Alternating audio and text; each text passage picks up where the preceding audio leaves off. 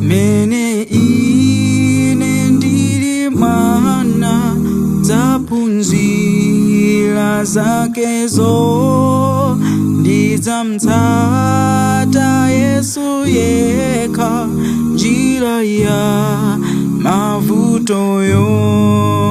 Mene ine ndili mana zaphunzira zakezo, ndidzamtsata Yesu yekha njira ya mavutoyo. Inde Yesu andikonda, inde ndikudziwadi kuti Yesu andikonda nandifela kalelo.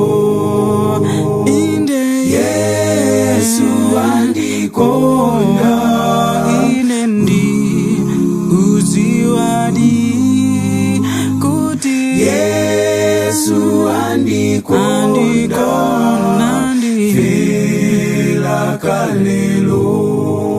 Nzanga komwe andiuza sinachepe konsepi pakuyenda njira yake, pena mchipuniloke iye mpopulumukila mwazohi pazatuzo.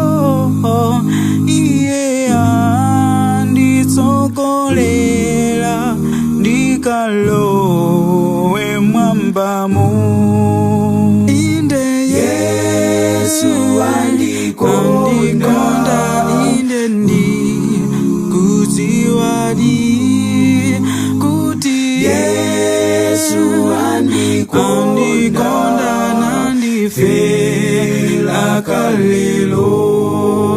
Inde Yesu andikonda, ine ndikudziwadi kuti Yesu andikonda nandifela kalelo. Inde Yesu andikonda, inde ndikudziwadi kuti Yesu andikonda nandifela kalelo. Inde Yesu andikonda, ine ndikudziwadi kuti Yesu andikonda nandifela kalelo.